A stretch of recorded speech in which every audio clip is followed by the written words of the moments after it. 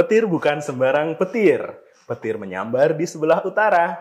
Bapak Ibu jangan khawatir, Dejapu On Air kembali mengudara.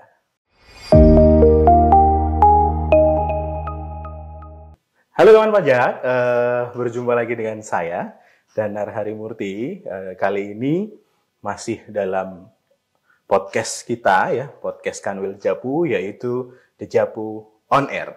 Kali ini kita akan membahas tentu saja mengenai update-update terbaru mengenai perpajakan ya, dan ketentuan maupun tata caranya. Baik, wajib pajak, hari ini kita kedatangan narasumber nih ya, yang sangat luar biasa sekali, yang akan membagi perspektif beliau mengenai regulasi terbaru ataupun mungkin mekanisme terbaru terkait dengan pengajuan permohonan keberatan melalui Kortex. Bersama saya telah hadir Mas Syarif Nurrohmat Muhtarom, penyuluh pajak ahli pertama di Kanwil DJP Jakarta Pusat. Selamat sore, Mas Syarif. Selamat sore. Mungkin mau menyapa kawan pajak yang ada di sini, boleh? Silakan, Mas. Halo semua kawan pajak ya, perkenalkan kembali. Nama saya Syarif Nurrohmat Muhtarom, penyuluh pajak di Kanwil Dejapu. Iya. Nah, semangat sekali kita berjumpa kembali ya di sini ya. Walaupun Alhamdulillah. memang baru pertama kita tampil di podcast Dejapu ini. Betul sekali, betul sekali. Sebelumnya kita tampilnya di podcast kantor yang lama, Mas Syarif ya. Ya memang kita dinamis sekali kantor kita Betul. ini, berpindah-pindah, tapi ya ketemu juga. Gitu. Betul sekali, Mas. Mas Syarif, apa kabar nih sore ini? Alhamdulillah. Hari ini sekali. Sehat ya, luar biasa ya. Berarti sehat. Udah siap dong membersamai kita beberapa waktu ke depan ya nanti ya. Siap sekali kita. Oke. Karena memang menarik nih temanya ya. Oh gitu ya. Nah, Asik banget kayaknya nih. Oke, baik. Mas Syarif, kita kan tahu nih, Kortex itu udah diluncurin di bulan Januari. Dan kita juga sudah mulai melakukan kewajiban perpajakan kita di Kortex, ya kan? Kayak kita bikin bukti potong, ya kan? Terus bikin faktur pajak, pelaporan SPT unifikasi, pelaporan SPT PPN itu sudah bisa di Kortex nih, Mas Syarif. Pertanyaannya adalah, apakah cuman buat itu doang gitu, menggantikan DJP online atau mungkin web e-faktur gitu, Mas Syarif? Atau mungkin di Kortex ada layanan-layanan lain yang mungkin belum terekspos nih selama ini gitu, Mas Syarif? Silakan. Nah, kalau kita bicara gini nih, nanti melebar kemana-mana nih. Jadi yang pertama nih terkait Kortex dulu nih. Oke. Tadi kan disampaikan ya sama Mas Danar ya. Selama ini yang sudah dilakukan WP melalui Kortex apa aja sih? Pelaporan itu kan berarti ya. Pelaporan ya, yang bersifat rutinitas ya. Nah, sementara sebenarnya di Kortex itu ya banyak hal yang bisa dilakukan di situ. Kenapa? Oke. Karena memang semua aktivitas itu dikumpulkan dalam satu web. Jadi kan sesuai namanya ya, Kortex ya, inti perpajakan. Jadi harapan kita dengan pengembangan Kortex itu semuanya dilakukan dalam satu tempat. Satu media Lewat Kortex ya. itu ya, satu media. Nah, tadi kita bicara nih, apalagi yang bisa dilakukan? Gitu ya. Yang bisa dilakukan banyak juga. Contohnya kalau tadi kan kewajiban ya terkait pelaporan ya, kewajiban. Kita bicara ada hak juga nih yang bisa dilakukan wajib pajak nih. Sebentar Mas, kalau kita bicara hak ya kawan pajak, kemungkinan ini mengenai layanan bukan Mas? Wah, betul sekali. Gitu ya? Layanan. Oke, coba di-spill Mas, layanan apa aja sih sebenarnya yang di Kortex? Layanan ini kan macam-macam ya. Pada umumnya memang layanan itu kan terkait permohonan yang memang harus diajukan ya. Oke. Jadi ada memang yang bersifat otomatis, ada juga yang melalui pengajuan permohonan nih. Nah, yang di Kortex ini adalah yang melalui pengajuan permohonan. Oke. Nah, contohnya nih, Contoh ya. Nah, kalau kita bicara contoh banyak juga nih. Jangan disebutin semua Mas. Nggak boleh, kita sebutkan beberapa lah. Yang umumnya memang sudah yang familiar diminta oleh wajib pajak itu. Contohnya yang pertama nih terkait konfirmasi status wajib pajak. KSWP. Dulu di DJP online. Sekarang di Kortex ada? Kortex ada. Oke. Apalagi Mas? Surat keterangan fiskal. SKF. Sama ya ini ya, DJP online dulunya DJP dong? Online. Sekarang di Kortex. Oke. Selain itu ada nggak sih Mas? Itu tadi saya sebutkan contohnya memang yang dari dulunya memang udah online ya. Sekarang kita yang nggak online nih. Ya, udah terbiasa. Lah. Berarti sekarang yang giliran yang dulunya tidak bisa online, masih harus manual, sekarang bisa online di Bisa Cortex. online, Apa ya. nih contohnya? Salah Satu satu contoh. aja deh contohnya nih. Satu contoh yaitu surat keterangan bebas. SKB. Dulu harus ke loket. Oh, dulu harus ke loket. Nah, sekarang bisa di Sekarang Cortex. bisa melalui Cortex. Oke. Nah, nggak lupa juga nih, Apa itu? yang mau kita bahas nih kali ini nih. Apa tuh? Permohonan keberatan. Yang dulu harus ke KPP. Harus ke KPP. Ya kan? Nanti KPP mengirim ke Kanwil, baru dilaksanakan. Sekarang bisa langsung di Cortex. Sekarang bisa langsung di Cortex. Luar ini kan biasa. kalau menurut kita ya suatu loncatan yang luar biasa ya, karena bisa. Sebenarnya benar-benar arti dari simplifikasi ya Mas, karena memang ada beberapa jenjang yang dipotong gitu loh. Dulu kan harus mengantri ke KPP, KPP meneruskan ke Kanwil, Kanwil baru mengerjakan. Sekarang dengan Cortex ini langsung ya diterima oleh Kanwil ya gitu ya. Oke. Menarik Mas karena mungkin ini banyak yang belum tahu nih Mas Arif. Nah, tapi ada baiknya sebelum kita masuk ke tata cara pengajuan keberatan secara online di Cortex, mekanisme pengajuan keberatan sendiri itu gimana sih Mas? Ya, ada nggak aturan terbaru tentang itu? Kalau bicara aturan terbaru ada ya itu PMK yang sebenarnya terbit tahun lalu, tapi sebenarnya masih fresh juga, masih relate juga. Masih anget ya? Masih anget. Kalau kita bicara tahun lalu kan sebenarnya masih anget. Anget ya? Banget. Kecuali 10 tahun yang lalu gitu. Oke, itu udah perlu diangetin ya kan. Karena masanya udah terlalu jauh gitu. Oke, Jadi siap. di PMK 118 tahun 2024. Kalau kita bicara peraturan, itu sebenarnya adalah ada penggabungan beberapa ketentuan. Jadi tidak hanya berbicara terkait keberatan, tapi ada pengurangan dan sebagainya gitu. Pengurangan sanksi administrasi. Ada perbedaan nggak sih? Kan kalau orang mah taunya nggak setuju keberatan, nggak setuju keberatan. Nah, ini paradigma yang di wajib pajak ini suka dipahami wajib pajak ya. Pokoknya kalau saya nggak setuju, saya keberatan. Nggak setuju, saya keberatan. Semuanya dia pokoknya bahasanya keberatan. Padahal nih Mas, berarti ini kalau nanti saya salah dikoreksi ya Mas Arif ya. Ternyata untuk produk tertentu mekanismenya lain juga gitu ya. Ada yang keberatan hanya untuk produk apa saja, terus layanan penghapusan pengurangan sanksi untuk produk apa aja gitu. Betul Mas Arif ya? Nah, bisa di-spill nggak sedikit? Nah, contoh kita bicara terkait denda nih, surat tagihan pajaknya. Denda kaitannya sama STP ya berarti. Telat lapor, telat bayar gitu ya. Itu kan STP nih terbit nih. WP kalau ditanya keberatan nggak? Ya keberatan saya. Keberatan. Tapi bahasanya keberatan. Tetapi sebenarnya STP tidak bisa diajukan keberatan. Tidak bisa diajukan keberatan. Lalu yang bisa diajukan adalah pengurangan atau penghapusan sanksi administrasi untuk STP tersebut. Untuk STP. Nah, STP pengurangan sanksi atau penghapusan sanksi. Kalau keberatan untuk apa aja, Mas? Nah, keberatan ini adalah yang berkaitan dengan surat ketetapan pajak. Jadi mau SKPKB, SKP nihil, SKP LB gitu. Itu semuanya bisa dengan keberatan. Terus ada lagi nih yaitu terkait SPPT PBB atau surat pemberitahuan pajak turunan. Yang perkebunan ya kalau yang di DJP kalau ya. Kalau kita terkait perkebunan P3 ya. P3. Terus ada lagi nih yang apa itu? Mungkin bukan terkait dengan SKP ataupun SPPT ya, tapi pemungutan atau pemotongan oleh pihak lain. Ketika tidak sesuai, ya, bisa diajukan keberatan. Namanya dipotong atau dipungut kan barangkali kesalahan. Bener nih. Ya, menurut nih. Kita salah gitu menurut ya. Kita salah. Gitu. Menurut yang mungut benar. Ya udah saya mengajukan keberatan aja gitu ya. Tapi intinya yang sering terjadi adalah miskonsepsi di sini semuanya bisa diajukan keberatan. Padahal untuk STP surat tagihan pajak ya kawan pajak, pengajuannya adalah penghapusan sanksi atau pengurangan sanksi administrasi ya. Sementara untuk surat ketetapan pajak ya, entah itu SKPKB, SKPKBT, SPPT, itu melalui mekanisme keberatan. Yang memang akan kita bahas sih kayak gitu. Nah, PMK 118 mengatur hal itu ya Mas ya. Tapi kali ini kawan pajak kita tidak concern ke PMK-nya.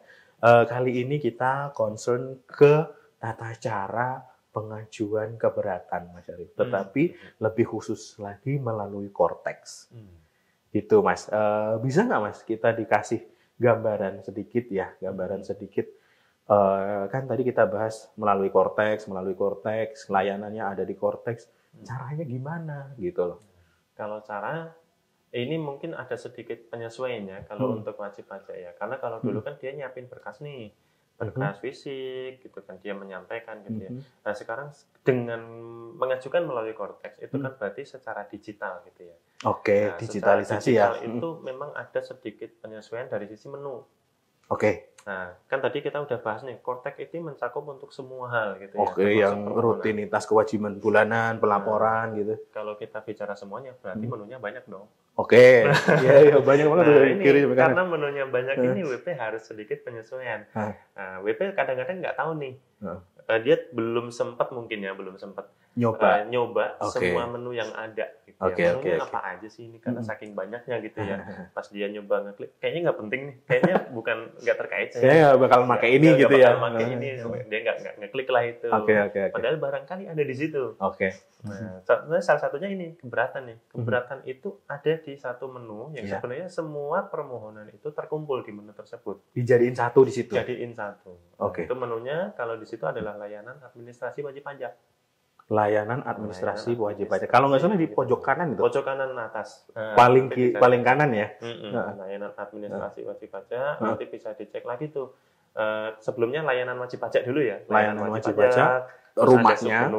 Layanan administrasi wajib pajak. Terus nanti baru buat permohonan layanan administrasi. Oke. Itu terus memang ada beberapa step ya. Ya mungkin beberapa WP agak bingung juga. Layanan wajib pajak ini apa aja, dia mau ngeklik ragu-ragu kan gitu. Ada shortcut nggak sih Mas? Maksudnya kan aku bayanganku gini, layanan administrasi itu kan banyak tuh. Tadi ada SKF, SKB, bla bla bla kan. Kita nih spesifik ke keberatan. Ketika kita udah menuju menu layanan administrasi itu, terus buat apa permohonan? Buat permohonan layanan. Kita bisa nggak ada shortcut gitu, kita ketik aja contohnya keywordnya keberatan, gitu muncul nggak menunya? Oh itu bisa. Oh gitu ya? Nah ini enaknya dengan berbasis web ini kan kita bisa mengatur ya, maksudnya kita sebagai pihak Direktorat Jenderal Pajak ini kita bisa men-set nih, oh kalau misalkan begini, web harus mencari menu, kayaknya agak repot nih. Kita permudah ya dengan itu. Kenapa repot? Karena kalau kita lihat total ada berapa tuh? Total 39. Sebanyak itu ditampung di satu menu gitu ya, Mas? Menu. Itu baru menu awal nih, layanan nih. Ada lagi ketika kita klik sub layanan lagi. Oh gitu ya. Nah, sub layanan bukan hanya 1 2, ada yang bisa sampai 5, 6. Jadi kalau di total sebenarnya layanan ratusan bisa diperoleh. Saya belum hitung sih. tapi kalau satu sub menu aja 5 6 kali 39 udah berapa itu, Mas? Lebih lah ya. Kurang lebih 100 lah mungkin lah. Jadi mending pakai shortcut tadi ya. Iya. Jadi dia bisa cari keberatan. Oh, udah langsung menu lah. Langsung tepat ya ke situ ya dia mengarahnya ya Mas ya. Betul sekali. Oke gini Mas. Ini baru sedikit nih gambaran di saya intinya yang dulunya manual ke KPP sekarang bisa melalui Cortex. Ketemu nih menunya keberatan. Yang perlu disiapin apaan tuh? Yang perlu disiapin sebenarnya sama aja dengan dulu ketika pengajuan secara manual ya. Yang pasti kan permohonan. Itu harus diketik dulu, enggak? Nah, permohonan ini ada simplifikasi dari sini. WP tidak perlu membuat surat terpisah, tapi form itu sudah disediakan template ya. Di Cortex itu WP tinggal ngisi aja. Nanti ada kayak kolom-kolom yang harus diisi, data-data ya. Misalkan pengajuannya terkait SKP yang mana nih? Ya, nanti diklik keluar tuh SKP. Nanti keluar SKP-nya. Karena pengajuan kan sesuai ketentuan satu pengajuan untuk satu SKP. Oh iya, kalau dulu kan itu ingat ya. Ngetik nih. Kita ngetik nih. Saya mau mengajukan permohonan keberatan untuk SKP nomor ini gitu kan ya. Itu kan ketik satu-satu. Kalau ini tinggal milih atas SKP, nah, tinggal pilih dia. Jadi di Cortex-nya sudah disediakan kawan pajak menu yang menyerupai format suratnya sesuai PMK 118 itu, tetapi ini dalam bentuk form yang ada di web. Form yang ada di web. Mas, dulu kalau kita mengajukan ini syarat formalnya aku ingat harus ditandatangani, harus ada stempel basah tuh sama direkturnya. Di Cortex gimana nih? Nah, kalau di Cortex sebenarnya nggak perlu lagi dengan itu. Kenapa? Karena Cortex ini sesuai digitalisasi ya. Semua yang tadi tanda tangan pengurus, stempel itu sudah digantikan dengan yang namanya tanda tangan digital. Kalau nggak salah di Cortex istilahnya sertifikat elektronik. Sertifikat atau kode? Atau kode otorisasi. Jadi penting ya kita sebagai PIC perusahaan atau mungkin signer ya, signer itu memiliki kode otorisasi atau sertifikat tadi ya Mas ya. Sedikit lagi Mas, masih penasaran bisa nggak signer ngajuinnya? Atau harus PIC-nya? Signer bisa. Nah, cuman Asalkan, memang signer ini dia kan harus ditunjuk oleh penanggung jawab ya atau PIC dulu. PIC harus nunjuk dulu ya? Iya, sumbernya tetap harus dari PIC nih. PIC saya mau nunjuk siapa nih yang untuk role tertentu ya atau kegiatan tertentu nih. Kan nggak mungkin juga saya nunjuk satu orang buat semuanya. Itu kalau kita bicara perusahaan besar ya. Kalau perusahaan kecil sih mungkin. Kalau perusahaan besar kan biasanya dipisah. Oh ini yang bagian ngurus PPH pasal 21. Yang layanan administrasi kamu aja deh semuanya. Gitu. Itu tergantung dari penanggung jawab tadi. Internal lah ya istilahnya. Ya, tapi intinya memang itu dilakukan dari menu PIC dulu kan. PIC dulu menunjuk karyawannya salah satunya untuk menjadi signer pengajuan layanan-layanan ini gitu ya Mas ya. Tapi pada prinsipnya itu signer itu bisa gitu ya. Bisa juga. Asalkan, tidak harus penanggung jawab. Oke, siap. Berarti kan kita tahu ya namanya direktur kan pasti sibuk. Nah, sibuk. Masa harus ngisi permohonan seperti ini ya. Oke Mas Arief. Mas Arief, untuk lampirannya Mas, setahu saya kan ada lampiran tuh yang harus dilampirkan ya memang. Kalau ke KPP kan manual, benar-benar hard copy dibawa gitu kan.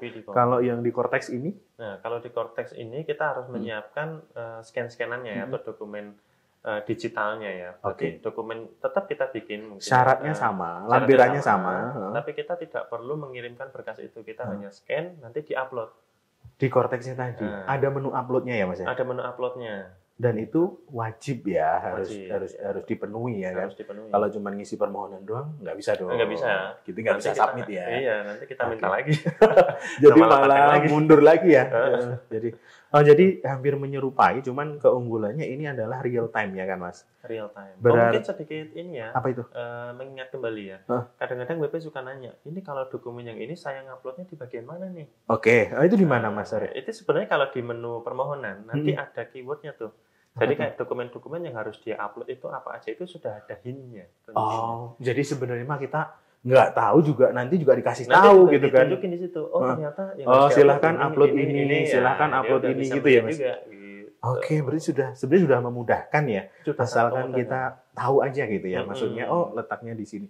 Jadi nanti silahkan upload STP SKP dimasuk gitu ya. Nanti kita upload scan, tinggal upload aja. STP atau SKP-nya gitu ya mungkin ya.